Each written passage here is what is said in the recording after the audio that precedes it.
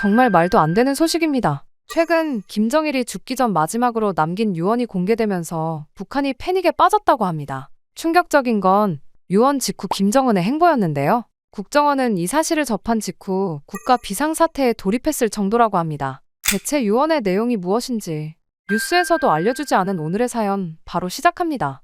안녕하세요. 저는 탈북민 최명훈입니다. 김정일 정권부터 그의 최측근인 보위부 고위 간부로 복무를 했었죠. 하지만 김정일이 마지막 숨을 거두는 순간 제 삶의 모든 확신도 함께 무너져 내렸습니다. 아직도 그날의 기억이 생생하게 기억이 납니다. 병상에 누운 김정일의 마지막 모습을 본 날이 말이죠. 병실 내부는 숨막히게 조용했습니다. 오직 김정은과 저 그리고 주치의만이 그 자리에 있었죠. 긴장감이 병실 전체를 감쌌습니다. 김정일은 죽음을 앞둔 사람의 눈빛이었지만 그의 목소리는 의외로 또렷했습니다. 남조선은 이제 너무 커졌다. 저는 그 말을 듣자마자 손에 식은땀이 흘렀습니다. 이런 말은 북한에서 결코 입에 올릴 수 없는 것이었죠. 남한의 성장을 인정한다는 것은 곧 북한의 실패를 인정하는 것과 같았으니까요. 그리고 김정은의 얼굴에는 불쾌함, 당혹감, 그리고 숨기지 못하는 분노가 스쳐 지나갔죠. 김정일은 잠시 호흡을 가다듬더니 고통스러운 표정으로 말을 이었습니다. 그리고 그의 입에서 나온 다음 말은 제 인생을 송두리째 바꿔놓았죠.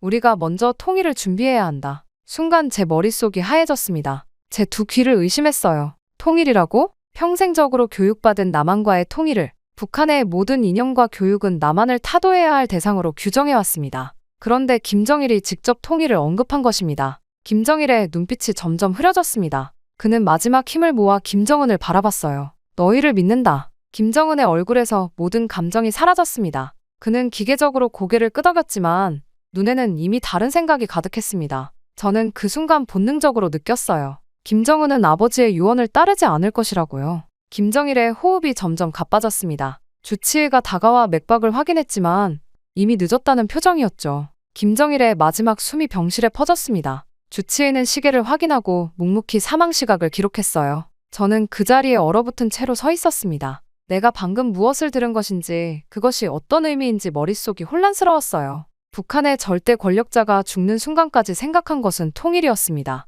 이것은 북한의 모든 공식 입장과 완전히 달랐죠. 김정은이 천천히 자리에서 일어섰습니다. 저는 그때 김정은의 눈에서 이상한 광채를 발견했어요. 슬픔도 상실감도 아니었습니다. 그것은 이제 막 절대 권력을 손에 쥔 자의 냉혹한 눈빛이었죠. 김정은이 저를 향해 걸어왔습니다. 저는 본능적으로 몸이 굳어졌어요. 그의 발걸음 소리가 텅 빈 병실에 울렸습니다. 김정은의 시선이 제 얼굴을 파고들었어요. 마치 제 생각을 읽으려는 듯한 날카로운 눈빛이었습니다. 이건 국가 최고 기밀이다. 누구에게도 말하지 말아라. 김정은이 병실을 나간 후 저는 김정일의 시신 앞에 홀로 남았습니다. 차가운 침묵 속에서 그의 마지막 말이 제 귀에 맴돌았어요. 우리가 먼저 통일을 준비해야 한다. 이후 병실을 나서는 순간 저는 몸 전체가 무거워졌습니다. 위험한 지식을 갖게 된 자의 무게였죠. 김정일의 마지막 유언을 들은 사람으로서 제 존재 자체가 이제 위험에 처했다는 사실을 직감했어요. 그리고 그 직감은 완전히 적중했죠. 김정일이 숨을 거둔 직후 북한 내부는 표면적인에도 분위기와 달리 권력 투쟁의 소용돌이에 휩싸였습니다. 저는 당 중앙청사 복도에서 속삭이는 목소리들을 들었어요. 장성택파와 김정은파로 나뉘어 서로를 경계하는 간부들의 모습이 역력했습니다. 한 번도 경험해보지 못한 긴장감이 평양 전체를 덮쳤죠. 그러던 어느 날 저녁, 장성택은 비밀리에 측근들을 모았습니다. 저도 그 자리에 있었어요. 장성택의 얼굴은 평소보다 창백했지만 눈빛은 단호했습니다. 김정일 지도자님의 뜻을 이어가야 합니다. 우리는 이미 중국 고위층과 접촉했고 남한 측과도 대화 채널을 열기 위해 준비 중이요. 저는 충격에 빠졌어요. 장성택이 이미 통일을 위한 구체적인 작업을 진행하고 있었다니. 그는 김정일의 뜻을 가장 먼저 알고 있었던 겁니다. 때문에 그가 죽기 전부터 남한과 비밀 접촉을 통해 경제 협력 방안을 논의하고 중국의 개혁 모델을 북한에 적용할 계획까지 세워놓았던 것이죠. 후계자로는 김정은보다 김정남이 더 적합하오. 김정은은 너무 감정적이고 어리지. 그는 후계자부터 통일 준비까지 이미 모든 것을 마친 상태였습니다. 하지만 현실은 냉혹했어요. 장성택의 계획은 금방 김정은에게 누설되고 말았습니다. 다음 날 아침 김정은의 첫 번째 명령이 내려왔어요. 아버지와 가까웠던 모든 인물의 목록을 작성하라. 겉으로는 장례식 참석을 위한 것이라 했지만 저는 그것이 숙청 대상자 명단임을 직감했습니다. 평양 거리는 초긴장 상태였어요. 군부대가 주요 기관을 장악했고 장성택파로 분류된 사람들은 하나둘 자취를 감추기 시작했습니다. 김정은은 신속하게 움직였죠. 권력 장악을 위한 피해 숙청이 시작된 것입니다. 장성택 체포 다음 날, 저는 김정은의 개인 집무실로 불려갔어요. 심장이 미친 듯이 뛰었습니다. 이게 내 마지막이 될지도 모른다는 생각이 들었죠. 김정은은 창가에 서서 밖을 바라보고 있었습니다. 최 동지, 장성택의 반역에 대해 어떻게 생각하나? 저는 목이 타들어가는 느낌이었어요. 한마디라도 잘못 대답하면 제 목숨이 위험했습니다. 반역자는 처벌받아 마땅합니다. 김정은이 천천히 고개를 돌렸습니다. 그의 눈은 차갑게 빛났어요. 통일? 그런 건 없다. 우리가 해야 할 일은 남조선을 무릎 꿇리는 것이다. 저는 가슴이 덜컥 내려앉았습니다. 김정은의 말은 김정일의 유언과 정반대였어요. 김정은은 통일이 아닌 전쟁을 준비하고 있었습니다. 장성택의 재판은 그야말로 쇼에 불과했습니다. 특별군사재판소에서 그는 국가 반역죄로 기소되었어요. 저는 최전열에 앉아 그 과정을 지켜봐야 했습니다. 장성택은 완전히 다른 사람이 되어 있었어요. 단 하루 만에 그의 머리카락은 하얗게 변해 있었고 얼굴은 멍투성이었습니다. 고문의 흔적이 역력했죠. 피고인 장성택은 남조선과 내통의 국가 전복을 꾀했다. 장성택은 고개를 들어 재판장을 둘러봤습니다. 그의 시선이 잠시 저와 마주쳤어요. 그 눈빛에는 두려움이 아닌 확신이 담겨 있었습니다. 마치 내가 옳았다고 말하는 듯 했어요. 처형은 잔혹했습니다. 모든 고위 간부들이 지켜보는 가운데 진행되었어요. 장성택이 총에 맞아 쓰러지는 순간 북한의 통일 가능성도 함께 사라졌다고 느꼈습니다. 그렇게 장성택의 처형 이후 김정은의 권력은 확고해졌습니다. 더 이상 그에게 도전할 수 있는 세력은 북한 내에 존재하지 않았어요. 모든 반대파들은 숙청되었고 남은 간부들은 공포에 질려 무조건적인 충성을 맹세했습니다. 이제 아무도 그의 명령에 이의를 제기하지 않았어요. 물론 그때는 알지 못했습니다. 이건 겨우 시작에 불과하다는 사실을 말이죠. 어느 날 저는 보위부 고위 간부로서 풍계리 핵실험장 시찰에 동행했습니다. 그리고 그곳에서 목격한 광경은 충격적이었어요. 수백 명의 과학자들과 기술자들이 밤낮없이 일하고 있었습니다. 그들의 얼굴은 지쳐 있었고 일부는 방사능 피폭 증상을 보이고 있었죠. 하지만 김정은은 이런 문제를 전혀 신경 쓰지 않았습니다. 그저 더 빠르고 더 강력한 핵무기 개발만을 요구했어요. 그리고 그 결과는 참혹했습니다. 첫 번째 사고는 실험 준비 과정에서 발생했어요. 불안정한 물질을 다루던 중 폭발이 일어났고 20명의 과학자들이 목숨을 잃었습니다. 하지만 김정은의 반응은 차가웠어요. 그는 즉시 대체 인력을 투입하라는 명령만 내렸습니다. 저는 그 모습에 등골이 오싹해졌습니다. 인간의 생명이 그에게는 아무 의미가 없었어요. 오직 핵무기 완성만이 목표였습니다. 저는 직접 시신들을 줄지어 옮기는 장면을 목격했어요. 방호복을 입은 군인들이 비닐에 쌓인 시신들을 트럭에 실었습니다. 그 모습은 제 가슴을 무겁게 눌렀어요. 이것이 김정은이 말하는 강성대국의 길이었나요? 그러나 더 충격적인 발견은 그 이후였습니다. 제가 실험장 통제구역 문서를 검토하던 중 우연히 인체실험 대상자 명단이라는 파일을 발견했어요. 호기심에 열어본 순간 저는 경악했습니다. 그 명단에는 최근 사라진 고위 간부들의 이름이 적혀 있었어요. 김정일 시대의 측근들, 장성택과 가까웠던 인물들, 심지어 김정은에게 조언했다가 불만을 산 간부들까지. 저는 문서를 확인하기 위해 극비 구역으로 향했습니다. 보위부 고위 간부로서의 권한을 이용해 통제 구역의 문을 열었어요. 그곳에서 본 광경은 제 영혼을 얼어붙게 했습니다. 투명한 남 유리 너머로 실험실이 보였어요. 그리고 그 안에는 한때 북한의 핵심 권력층이었던 사람들이 강제로 묶인 채 방사능 노출 실험의 대상이 되어 있었습니다. 그들의 몸은 이미 방사능 피폭으로 변형되어 있었습니다. 살갗이 벗겨지고 머리카락이 빠지고 피부에 검은 반점이 생겨 있었어요. 그중 한 명이 고개를 들어 저를 바라봤습니다. 그는 제가 알던 리병국 장군이었어요. 불과 몇 달 전까지 군 수뇌부에 있던 인물입니다. 그의 눈에는 고통과 절망이 가득했죠. 그리고 저를 향한 미미한 인식의 빛. 저는 그 자리에서 도망치듯 빠져나왔습니다. 온몸이 떨렸어요. 이건 단순한 숙청이 아니었습니다. 김정은은 자신의 정적들을 제거하는 것을 넘어 그들을 핵실험의 생체 실험 대상으로 삼고 있었어요. 그것도 사람으로서는 도저히 상상할 수 없는 잔인한 방식으로. 핵실험은 계속되었습니다. 김정은은 점점 더 광기에 사로잡혀 갔어요. 그는 매일같이 핵개발 상황 보고를 요구했고 진전이 없으면 책임자들을 교체했습니다. 이제 저는 알았어요. 교체된 책임자들이 어디로 가는지를. 그리고 저는 직감적으로 알 수 있었어요. 곧 저 또한 저 자리에 있을 거란 사실을 말이죠. 실험실을 나오는 순간 저는 이마에 식은땀이 흘렀습니다. 제 앞에는 두 가지 길뿐이었어요. 결국 집으로 돌아오는 길에 저는 결심했습니다. 더 이상 이 관계의 일부가 되지 않겠다고요. 제 아이들이 핵실험의 희생양이 되기 전에 우리는 이곳을 떠나야 했습니다. 그날 밤 집으로 돌아와 저는 아내와 아이들의 잠든 모습을 오랫동안 바라봤습니다. 저는 더 이상 북한에서 살아남을 수 없음을 깨달았어요. 숙청이 끝났다고 해도 김정은의 광기는 멈추지 않았습니다.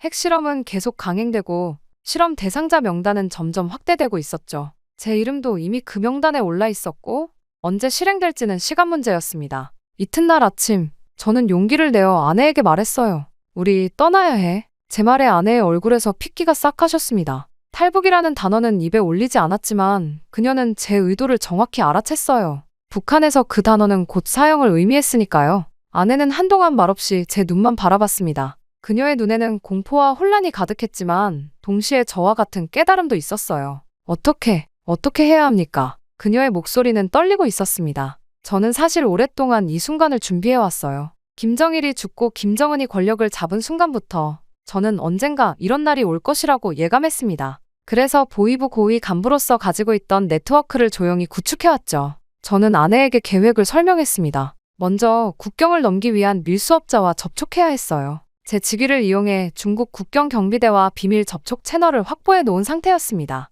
두 번째, 평양에서 국경까지 신분이 노출되지 않도록 완벽한 이동 경로를 설계했어요. 마지막으로 압록강을 건너는 순간부터는 오직 운에 맡겨야 했습니다. 아내는 고개를 끄덕였습니다. 우리 아이들도 데려갈 거야. 저는 단호하게 말했어요. 우리 가족은 함께 간다. 북한에서 탈출한다는 것은 거의 불가능에 가까운 일이었습니다. 특히 저처럼 감시 대상이 될 수 있는 고위 간부와 그 가족은 더욱 어려웠어요. 하지만 지금 이곳에 머무는 것은 확실한 죽음을 의미했습니다. 적어도 탈출을 시도하면 살 기회라도 있었죠. 그날 밤부터 우리는 조심스럽게 준비를 시작했습니다. 저는 평소와 다름없이 출근했지만 보위부 내에서 탈북 성공 사례와 실패 사례를 몰래 조사했어요. 어떤 경로가 가장 안전한지, 어떤 시기가 경비가 느슨한지 분석했습니다. 아내는 집에서 필요한 물품들을 조금씩 모으기 시작했어요. 너무 많은 물건을 한꺼번에 구입하면 의심을 살 수 있었기 때문에 한 번에 한두 가지씩만 준비했습니다.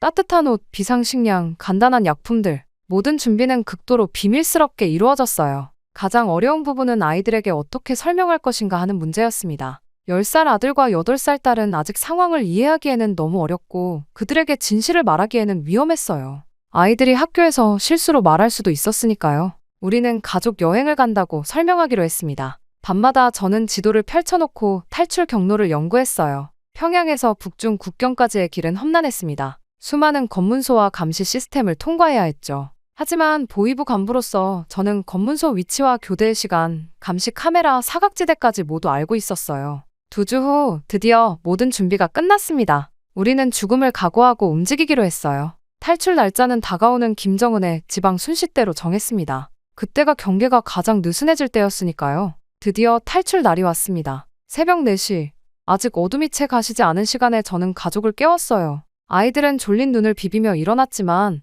저와 아내의 긴장된 표정을 보고 곧 입을 다물었습니다. 우리는 미리 준비해둔 짐을 챙겨 집을 나섰어요. 고향인 평양을 떠나는 것부터가 목숨을 건 위험한 일이었습니다. 저는 보위부 공식 업무용 군용 차량을 이용하기로 했어요. 제 직책으로는 지방 출장이 가능했기 때문에 신분을 감춘 채 북중 국경으로 향할 수 있었습니다. 아내와 아이들은 뒷좌석에 앉았고 저는 평소와 다름없는 표정으로 운전대를 잡았어요. 평양을 빠져나가는 검문소에서 첫 번째 위기가 찾아왔습니다. 경비병이 차를 세우고 서류를 확인했어요. 저는 미리 준비한 위조 출장 명령서를 보여주었습니다. 경비병의 시선이 뒷좌석의 가족들에게 향했어요. 가족들도 데려가십니까? 저는 침착하게 대답했습니다. 함경북도 지역 근무가 길어질 것 같아서 가족도 동행합니다. 경비병은 잠시 망설이더니 상관에게 보고했어요. 제 심장은 미친 듯이 뛰었지만 표정은 평온하게 유지했습니다. 다행히 상관은 별다른 의심 없이 통과를 허가했어요. 첫 번째 고비를 넘긴 것입니다.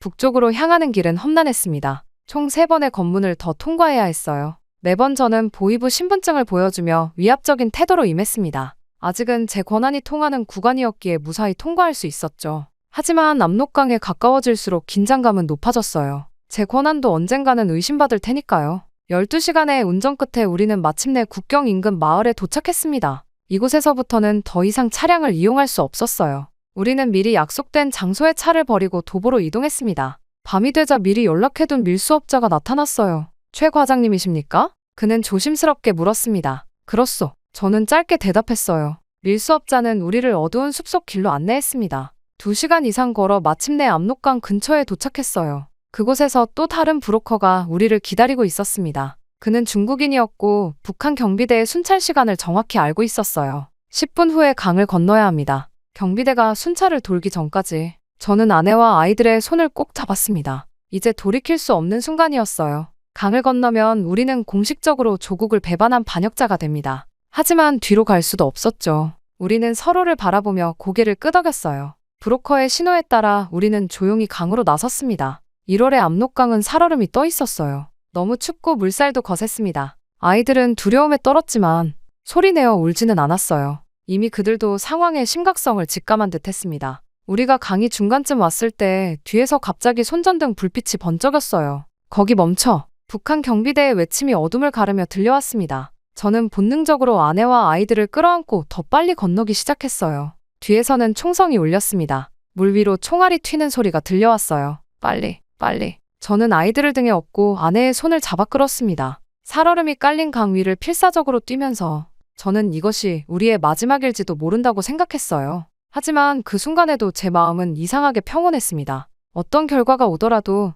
최소한 우리는 자유를 향해 달렸으니까요. 중국 땅에 발을 디딘 순간 우리의 위험은 끝난 것이 아니었습니다. 오히려 새로운 위험이 시작되었어요. 우리는 이제 중국에서 도망자 신세였습니다. 북한 정부는 우리 같은 탈북자들을 찾아내 강제로 북송시키기 위해 특수 요원들을 중국에 파견하고 있었어요. 보위부 내에서도 비밀리에 운영되는 탈북자 체포팀의 존재를 저는 알고 있었습니다. 브로커가 마련해준 중국 변방의 작은 농가에서 우리는 첫날 밤을 보냈어요. 아이들은 지친 몸으로 곧바로 잠들었지만 저와 아내는 뜬 눈으로 밤을 지새웠습니다. 창문 너머로 들리는 작은 소리에도 가슴이 쿵쾅거렸어요. 한순간이라도 방심하면 다시 북한으로 끌려가 처형당할 것이었습니다. 여보, 이제 어떻게 해야 할까요? 아내가 떨리는 목소리로 물었어요. 저는 그녀의 손을 꼭 잡았습니다. 중국에 오래 머물 수는 없어. 우리는 남한으로 가야 해. 다음 날 아침, 우리는 중국 내 탈북자들을 돕는 조력자를 찾아 나섰습니다. 저는 평소 알고 있던 비밀 네트워크를 이용해 또 다른 브로커와 접촉했어요. 그는 한국계 미국인으로 탈북자들의 남한행을 돕는 지하단체와 연결되어 있었습니다. 남한으로 가려면 비행기를 타야 합니다. 하지만 돈이 필요합니다. 브로커가 말했어요. 얼마나 필요한가요? 제가 물었습니다. 4명이면 2만 달러는 필요합니다. 저는 탈북 직전 가능한 모든 자산을 현금으로 바꿔왔습니다. 평생 모은 돈과 비밀리에 보관해온 달러, 그리고 아내의 결혼 예물까지. 모두 합해도 겨우 2만 달러에 조금 못 미쳤지만 브로커는 그것으로 충분하다고 했어요. 우리는 베이징으로 이동했습니다. 도시 곳곳에 북한 요원들이 있다는 불안감에 시달렸지만 브로커의 안내에 따라 철저히 신분을 숨겼어요. 낮에는 숙소에 머물고 밤에만 이동했습니다. 아이들에게는 게임처럼 설명했지만 그들도 상황의 심각성을 느끼는 듯했어요. 브로커의 계획은 복잡했습니다. 베이징에서 곧바로 남한으로 가는 것은 너무 위험했어요. 그 대신 우리는 중국 남부를 거쳐 태국으로 가는 미랑 루트를 이용하기로 했습니다. 태국은 탈북자들을 북한으로 송환하지 않고 대신 남한으로 보내주는 정책을 가지고 있었기 때문이었죠. 여정은 길고 험난했어요. 중국 남부에서는 인신매매단에게 붙잡힐 뻔했고 라오스 국경에서는 국경 수비대에 발각되어 뇌물을 주고 겨우 빠져나왔습니다. 매 순간이 생사의 기로였어요. 마침내 한 달의 도피 끝에 우리는 태국에 도착했습니다. 태국 당국에 자수하여 탈북자임을 밝히자 그들은 우리를 이민 수용소로 보냈어요. 그곳에서 2달을 기다린 끝에 드디어 남한 정부의 지원으로 서울행 비행기에 오를 수 있었습니다. 비행기가 이륙하는 순간 저는 눈을 감았어요. 가슴속에서 엄청난 감정이 일었습니다. 두려움, 기대, 슬픔, 그리고 희망. 아내의 손을 꼭 잡으며 저는 중얼거렸습니다. 이제 진짜 끝이다. 아니, 이건 끝이 아니라 새로운 시작이었습니다. 우리 가족의 새 삶, 자유로운 삶의 시작이었어요. 비행기 창밖으로 보이는 구름 위로 서서히 태양이 떠오르고 있었습니다. 인천공항에 도착했을 때 저는 처음으로 남한 땅을 밟았습니다. 아내와 아이들의 얼굴에는 안도와 혼란이 뒤섞여 있었어요.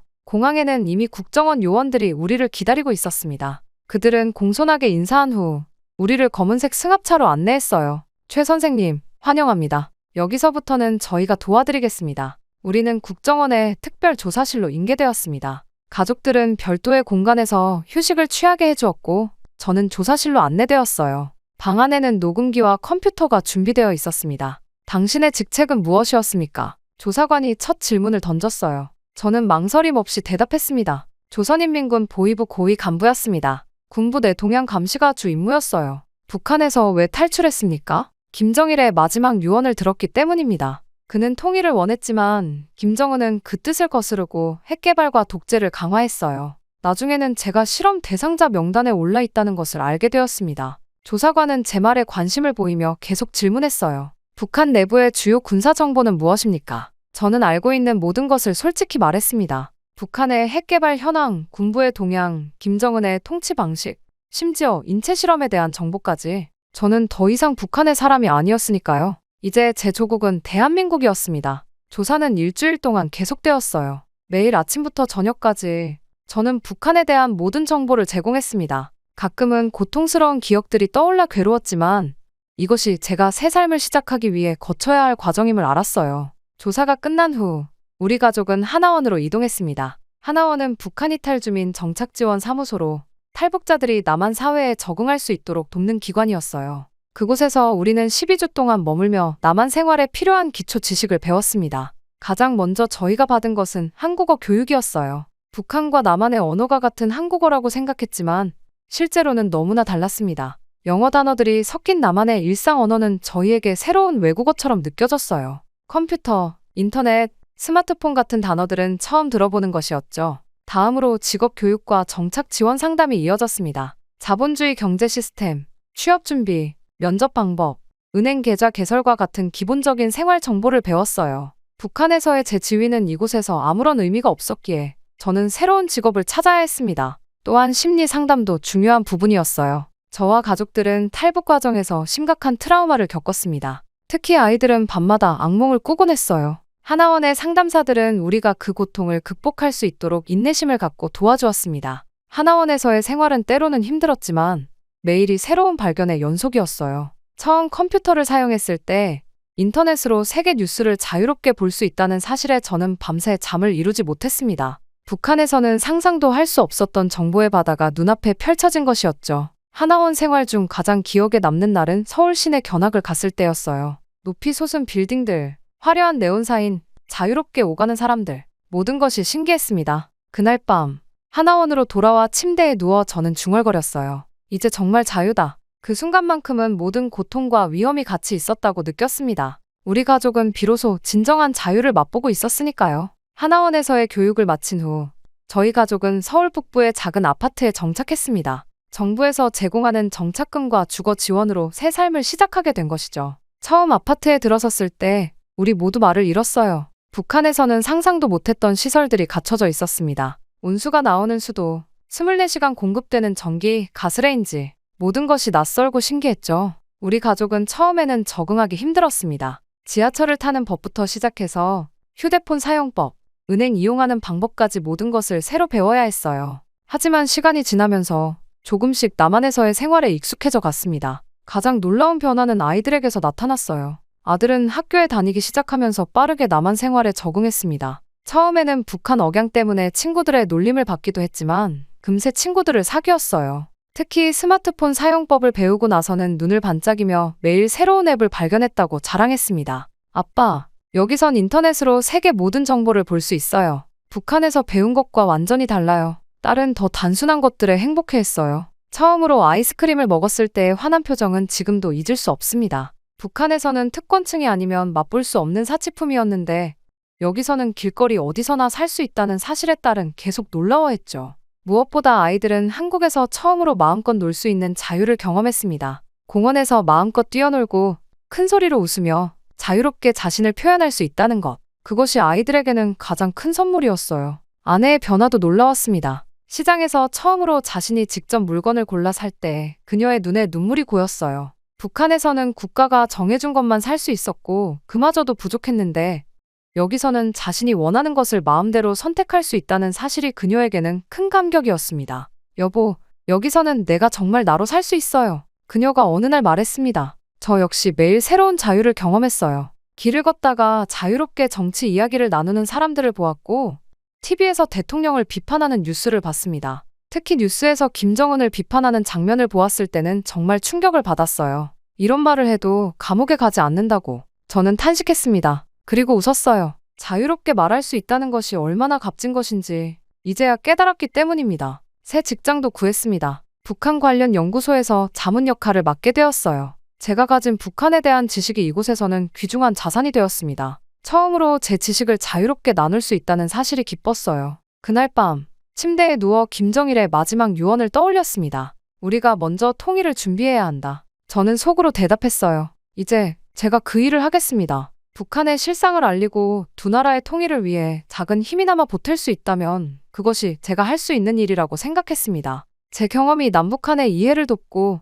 언젠가 올 통일의 밑거름이 되길 바랐어요. 이제 진짜 역사가 시작됩니다. 제 가족과 저는 북한에서는 상상도 못했던 자유를 누리며 새로운 삶을 살아갑니다. 아직 배울 것도 많고 도전도 많지만 우리에게는 가장 소중한 것이 있습니다. 바로 자유입니다. 그리고 그 자유 속에서 우리는 진정한 행복을 찾아가고 있습니다. 최근 북한 내부 움직임이 심상치 않다고 합니다. 연이어 발생하는 고위 간부들의 탈북으로 인해 북한이 완전히 뒤집어졌다고 하는데요. 바로 그들이 알고 있는 군사기밀들 때문이죠. 이후 국정원에 울려 퍼진 폭로들은 비상대책회의까지 하게 만들었다고 합니다. 뉴스에서도 알려주지 않은 오늘의 충격적인 사연 바로 시작합니다. 안녕하세요. 저는 탈북민 박진혁이라고 합니다. 한때 북한 최전방 부대에서 대자로 근무했었죠. 당시 저희 부대는 북한의 최정예 전력이라 불렸지만 현실은 참담했습니다. 병사들의 얼굴은 헬쑥하고 영양실조로 인해 제대로 서 있기도 힘들어하는 모습이었죠. 한 번은 훈련 중에 쓰러진 병사를 발견했는데 병사의 주머니에서 나온 건 바싹 마른 강냉이 몇 알 뿐이었어요. 고위층의 부정부패는 이미 고질적인 문제였습니다. 매달 들어오는 군자금과 식량은 간부들의 주머니를 채우는 데 쓰였죠. 저는 이런 상황을 보고도 눈을 감아야 했습니다. 보고했다가는 제 자리가 위태로워질 테니까요. 그러던 어느 날 아침 제 사무실로 급히 전화가 걸려왔습니다. 수화기 너머로 들려온 소식은 충격적이었어요. 김정은이 직접 우리 부대를 사찰한다는 내용이었죠. 순간 온몸에 전율이 흘렀습니다. 이것은 우리 부대 전체에 비상이 걸렸다는 의미였으니까요. 결국 우리는 조작된 보고서를 만들기 시작했습니다. 실제 전투력은 형편없지만 서류상으로는 최강의 전투부대로 만들어야 했으니까요.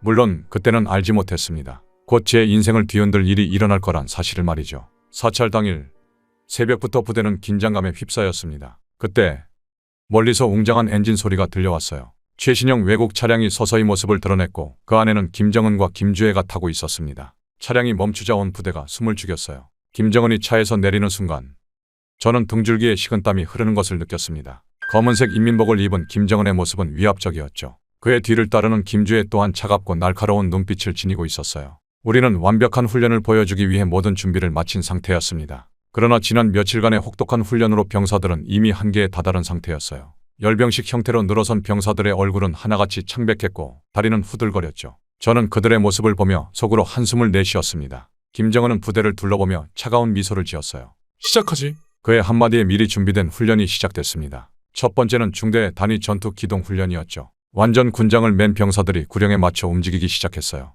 그러나 불과 10분도 채 지나지 않아 첫 번째 실신자가 발생했습니다. 쓰러졌습니다. 누군가의 외침이 들렸어요. 저는 반사적으로 달려가려 했지만 김정은의 차가운 시선이 저를 붙잡았습니다. 그는 피로로 쓰러진 병사를 무표정하게 바라보다가 입꼬리를 올렸죠. 약한 놈들은 필요 없다. 이런 것들은 군에 둘 가치가 없다. 그의 말에 주변의 공기가 얼어붙는 것 같았어요. 더 끔찍한 건 그 다음이었습니다. 지휘관들은 오히려 쓰러진 병사들을 발로 차며 일으켰어요. 일어나, 이 무능한 새끼야. 구타 소리와 욕설이 훈련장을 가득 메웠죠. 저는 그 광경을 보며 주먹을 불끈 쥐었지만 아무것도 할 수 없었습니다. 훈련이 계속되면서 상황은 점점 악화됐어요. 이번에는 강행군 훈련이었습니다. 영양실조로 피골이 상접한 병사들이 산악지형을 뛰어다니는 건 자살행위나 다름없었죠. 10분, 20분, 시간이 흐를수록 쓰러지는 병사들이 늘어났습니다. 그때였어요. 제가 가장 아끼던 리성철 상등병이 갑자기 심한 경련을 일으키며 쓰러졌습니다. 성철이는 제게 친동생 같은 존재였죠. 어릴 적 같은 동네에서 자란 인연으로 제가 직접 이 부대로 데려온 아이였어요.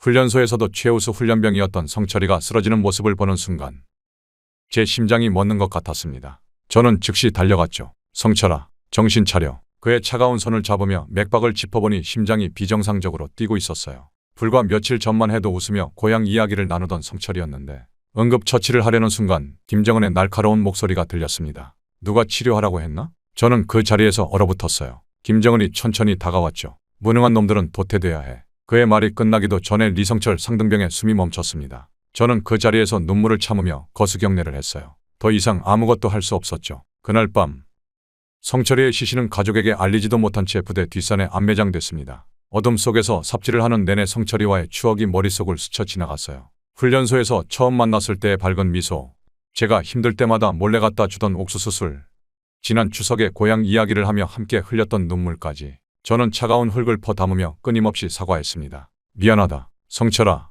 정말 미안하다. 내가 널 지키지 못했구나. 하지만 이런 제 참여는 아무도 들을 수 없었죠. 훈련이 모두 끝난 후 김정은은 예상과 달리 격노하지 않았습니다. 오히려 차갑게 웃으며 말했어요. 이 정도 훈련으로는 전쟁을 치를 수 없다. 더욱 강하게 훈련시켜라. 그의 말은 마치 독사의 혀처럼 날카로웠죠. 김정은과 김주혜는 왔을 때처럼 최신형 벤츠를 타고 유유히 사라졌습니다. 그러나 이것은 시작에 불과했어요. 다음 날부터 훈련 강도는 더욱 높아졌고 숙청 작업이 본격적으로 시작됐습니다. 매일 밤 군용 트럭이 부대를 드나들었죠. 무능한 차로 낙인 찍힌 병사들과 간부들이 한 명, 두 명 사라지기 시작했어요. 특히 충격적이었던 건 김영식 중자의 실종이었습니다. 30년 이상을 복무한 베테랑 장교였는데 그는 몰래 쓰러진 병사들을 돕다가 발각됐어요. 훈련 중 탈진한 병사들에게 물과 군의관실에서 빼돌린 링거를 놓아주고 그들을 은신처에 숨겨주었다는 게 그의 죄목이었죠. 어느 날 새벽 보위부 요원들이 들이닥쳐 그를 연행해 갔습니다. 이후 김영식 중자의 가족들도 모두 사라졌다는 소문이 돌았어요. 아무도 그들의 행방을 알 수 없었죠.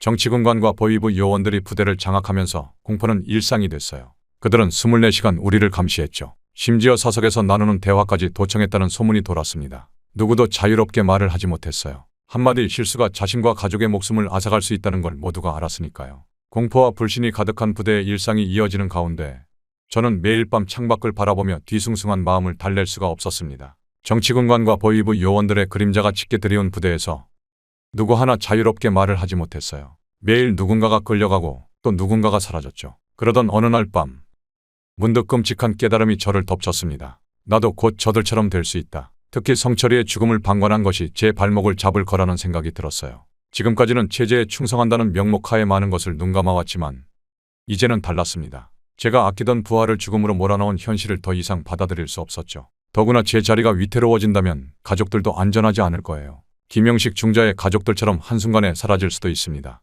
아내와 어린 딸 그리고 연로하신 어머니까지. 그들의 얼굴을 떠올리자 등줄기가 서늘해졌죠. 하지만 최전방 부대의 간부가 탈출한다는 건 거의 불가능한 일이었습니다. 저는 24시간 감시를 받고 있었어요. 제 집 앞에는 항상 보위부 요원들이 잠복해 있었고 심지어 제 차에도 도청장치가 설치되어 있다는 소문이 돌았죠. 그럼에도 저는 탈북을 결심했습니다. 죽음을 각오하고 시도하는 수밖에 없었어요. 하지만 혼자서는 불가능했죠. 신중하게 동료들을 물색하기 시작했습니다. 매일 식당에서, 훈련장에서, 사무실에서 그들의 눈빛을 살폈어요. 누가 나와 같은 생각을 하고 있는지, 누구를 신뢰할 수 있을지 판단하는 게 가장 힘들었습니다. 첫 번째로 마음을 연 건 박중희였어요. 그는 성철이의 가장 친한 친구였죠. 성철이의 죽음 이후 그의 눈빛이 달라진 걸 저는 놓치지 않았습니다. 어느 날 밤 그를 불러 조심스레 이야기를 꺼냈어요. 중희 동무, 우리가 이대로 살아남을 수 있을까? 그 한마디에 박중희의 눈에서 눈물이 흘렀습니다. 이후 한 명 한 명 신중하게 동료들을 모았어요. 통신대 출신의 김상사, 운전병 출신으로 차량 정비를 담당하는 이일병, 초소 근무 경험이 많은 최대위. 모두 저와 같은 절박한 심정을 품고 있던 사람들이었죠. 결국 부하 장교 5명과 병사 3명, 총 8명이 뜻을 모았습니다. 우리는 매일 밤 비밀리에 만나 계획을 세웠어요. 김상사가 그린 부대 지도를 놓고 밤새도록 탈출 경로를 연구했죠. 초소는 총 5개, 각 초소의 배치와 순찰 패턴, 경비 교대 시간을 철저히 분석했습니다. 특히 4번째 초소가 가장 까다로웠어요. 그것은 부대 내에서 가장 엄격한 검문이 이루어지는 곳이었죠. 위조된 비밀 작전 지시서를 만드는 데만 일주일이 걸렸습니다. 박중희가 예전에 모아뒀던 상부 문서들을 참고해 완벽하게 재현했어요. 도장까지 정교하게 위조했죠. 평양 보위사령부 긴급 작전 지시서 라는 제목으로 야간 기습 훈련을 위한 부대 이동 명령서를 만들었습니다. 통신을 담당하는 김상사는 감시 카메라 무력화 계획을 세웠어요. 그는 통신대 근무 시절 알게 된 장비의 취약점을 활용할 생각이었죠. 새벽 3시경이면 전력 공급이 불안정해집니다. 그때 통신실의 주요 장비를 살짝 건드리기만 하면 돼요.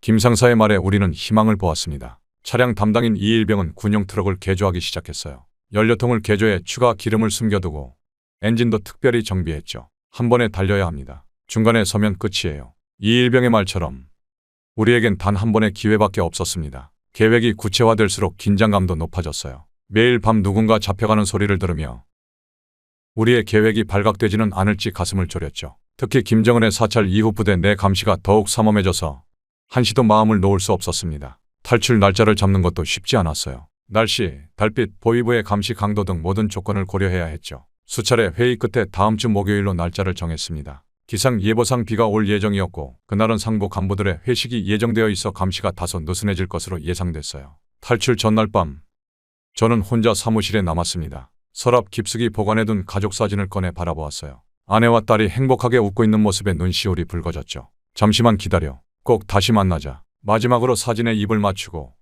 혹시 모를 일에 대비해 불태워버렸습니다. 그리고 마지막으로 성철이의 무덤을 찾았어요. 어둠 속에서 묵묵히 절을 올리며 다짐했습니다. 내가 꼭 살아남아서 이곳에 진실을 알리마. 내 죽음이 헛되지 않게 하겠다. 차가운 밤바람이 제 눈물을 식혔습니다. 이제 모든 준비가 끝났어요. 내일이면 우리의 목숨을 건 탈출이 시작됩니다. 성공하면 자유를 얻지만 실패하면 죽음이 기다리고 있죠. 하지만 이미 돌이킬 수 없는 강을 건넜습니다. 우리는 이제 앞으로 나아갈 수밖에 없어요. 드디어 그날이 왔습니다. 새벽 3시 예정된 시간에 맞춰 김 상사가 통신실의 전력을 차단했어요. 순간 부대 전체가 깜깜해졌죠. 우리는 이 어둠을 기다렸습니다. 이일병이 미리 준비해둔 군용 트럭에 시동을 걸었어요. 엔진 소리가 밤 공기를 가르는 순간 이제 돌이킬 수 없다는 것을 깨달았습니다. 첫 번째 초소가 보였어요. 우리는 위조한 비밀 작전 지시서를 들고 있었죠. 차량이 멈추자 긴장된 목소리로 초소 경비병이 물었습니다. 동무들, 이 시간에 어딜 가시오? 저는 최대한 침착하게 대답했어요. 평양 보위사령부의 긴급 작전 명령이요. 지시서를 확인해 보시오. 경비병은 지시서를 꼼꼼히 살폈습니다. 숨이 멎는 것 같은 순간이었죠. 다행히 박중희가 완벽하게 위조한 도장이 효과를 발휘했어요. 알겠습니다. 대자동무, 통과하시오. 첫 관문을 넘어선 순간 가슴을 조이던 긴장이 조금 풀렸습니다. 두 번째, 세 번째 초소도 같은 방식으로 통과했어요. 하지만 진짜 고비는 네 번째 초소였습니다. 이곳은 부대에서 가장 엄격한 검문이 이루어지는 곳이었죠. 차량이 다가가자 경비병이 평소보다 더 날카로운 눈빛으로 우리를 살폈어요. 이상합니다. 대자동무. 이런 작전 지시는 들은 적이 없는데. 경비병의 말에 온몸에 식은땀이 흘렀습니다. 그때 김 상사가 재빨리 무전기를 조작했어요. 미리 포섭해둔 장교가 무전을 가로채 응답했죠. 네 번째 초소 들리나? 대자동무 일행 신속히 통과시키라는 게 상부의 지시다. 경비병은 잠시 망설이다 고개를 끄덕였습니다. 알겠습니다. 통과하십시오. 네 번째 초소를 벗어나는 순간 차 안에 모든 사람들이 안도의 한숨을 내쉬었어요. 하지만 이제 가장 위험한 순간이 기다리고 있었습니다. 마지막 철조망 앞에 차를 세웠어요.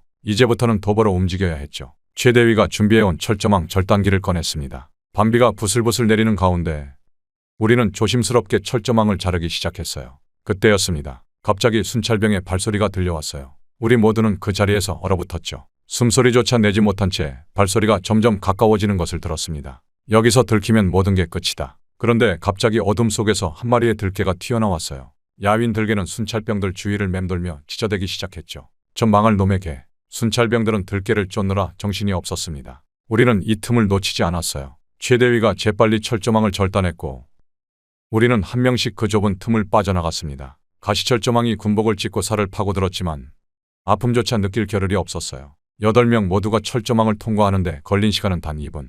하지만 그 2분이 2시간처럼 느껴졌죠. DMZ로 진입하자마자 우리는 전력으로 달렸습니다. 지뢰지대를 피해 조심스럽게 하지만 최대한 빨리 움직여야 했어요. 갑자기 뒤에서 총소리가 들렸습니다. 아마도 우리의 탈출이 발각된 모양이었죠. 엎드려. 제 외침과 동시에 모두가 땅바닥에 몸을 던졌어요. 총알이 머리 위로 날아갔습니다. 우리는 포복으로 계속 전진했어요. 진흙과 빗물이 뒤섞여 온몸이 범벅이 됐지만 멈출 수는 없었습니다. 뒤에서 확성기 소리가 들렸어요. 도망쳐봤자 소용없다. 당장 돌아와라. 그때 박중희가 발목을 다쳤습니다. 대자동무, 저는 여기까지인 것 같습니다. 하지만 우리는 그를 버려둘 수 없었어요. 이일병과 제가 그의 양쪽 어깨를 부축한 채 계속 전진했죠. 한 걸음, 한 걸음이 지옥과도 같았습니다. 새벽이 밝아오기 시작했어요. 시간이 얼마나 흘렀는지도 모르게 우리는 계속해서 남쪽을 향해 움직였습니다. 그리고 마침내 남측 철조망이 눈에 들어왔어요. 희미한 새벽빛 속에서 그것은 마치 구원의 손길처럼 보였죠. 저는 남은 힘을 모두 짜내 외쳤습니다.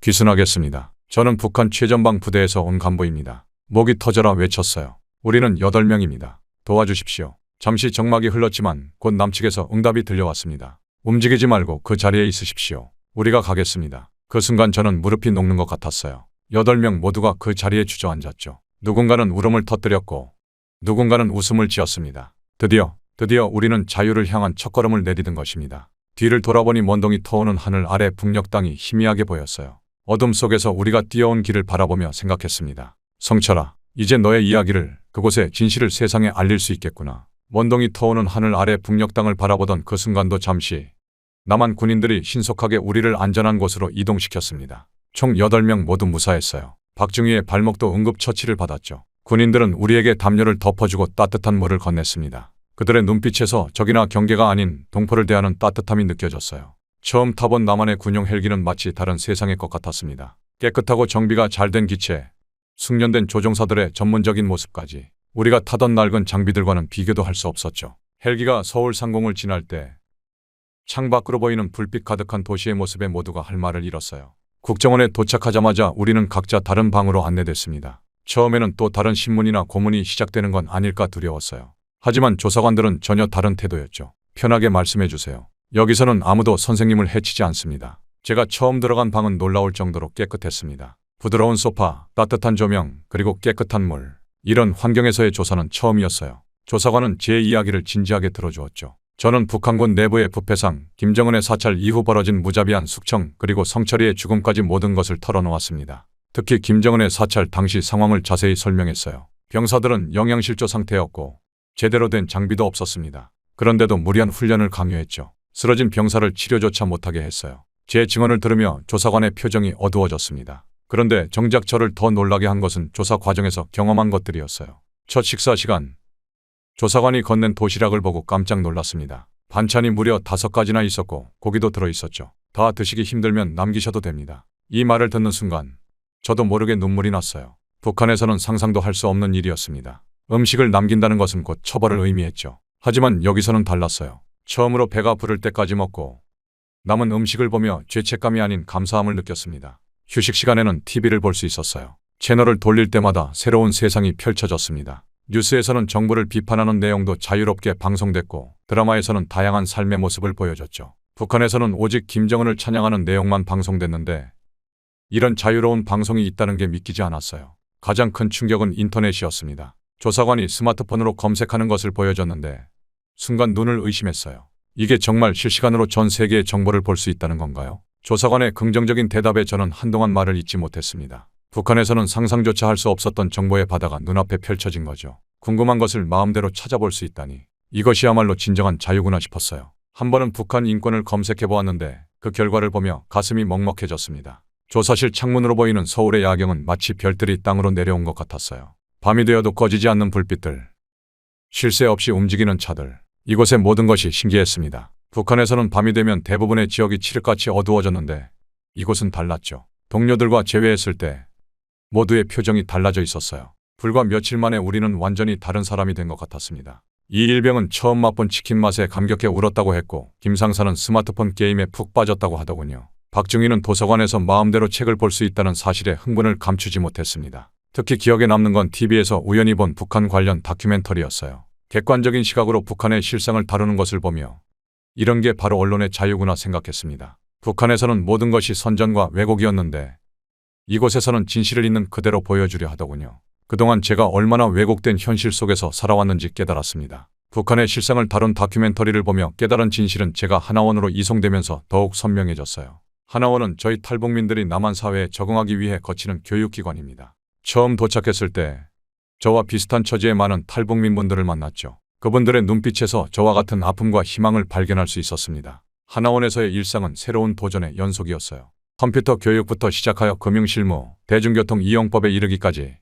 모든 것이 낯설면서도 흥미로웠습니다. 특히 민주주의와 자본주의에 대한 교육은 북한에서 배운 것과는 완전히 달라 큰 충격을 받았죠. 영어 교육이 가장 어려웠어요. 북한에서도 영어를 배웠으나 실제 의사소통과는 거리가 멀었습니다. 하나원에서는 실생활에 필요한 기초적인 회화부터 시작하여 실용적인 영어를 배웠죠. 교육이 진행될수록 새로운 목표가 생겼습니다. 20년이 넘는 북한군 복무 경험과 지식을 의미 있게 활용해야겠다는 생각이 들었어요. 한 탈북민 선배님의 강연에서 우리의 경험이 통일 한국의 미래를 준비하는 데 귀중한 자산이 될 수 있다는 말씀을 듣고 깊은 감명을 받았습니다. 매일 밤 북에 두고 온 가족들을 생각했어요. 아내와 어린 딸 그리고 연로하신 어머니를 떠올릴 때마다 가슴이 아팠습니다. 하지만 이제는 그 그리움을 다른 방식으로 승화시키려 해요. 북한의 실상을 제대로 알리고 통일을 위해 노력하는 것이 제가 할 수 있는 최선이라 생각했죠. 하나원 교육이 끝나갈 무렵 북한 분석 전문가의 길을 걷기로 결심했습니다. 제가 직접 겪은 북한군의 실상, 김정은 체제의 민낯, 주민들의 고통을 객관적으로 분석하고 알리고자 했어요.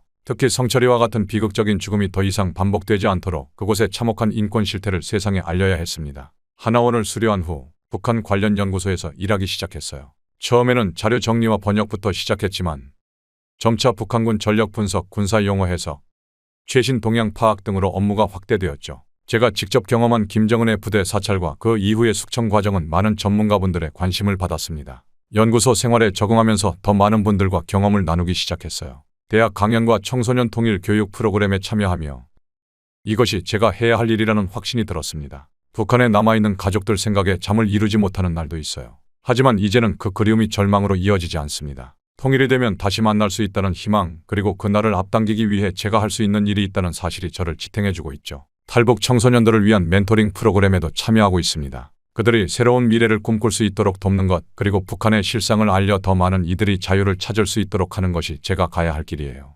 언젠가는 철조망이 걷히고 지뢰가 사라지고 총구가 내려질 날이 올 거예요. 그때까지 북한의 진실을 알리고 통일을 준비하는 것, 이것이 제가 찾은 새로운 삶의 목표입니다. 저의 이야기는 이렇게 끝이 나지만 저희 새로운 이야기는 이제 시작입니다. 지금까지 저희 이야기를 들어주셔서 감사합니다. 구독자님들의 가정에도 항상 평화가 있기를 진심으로 기도하겠습니다. 구독과 좋아요는 큰 힘이 됩니다.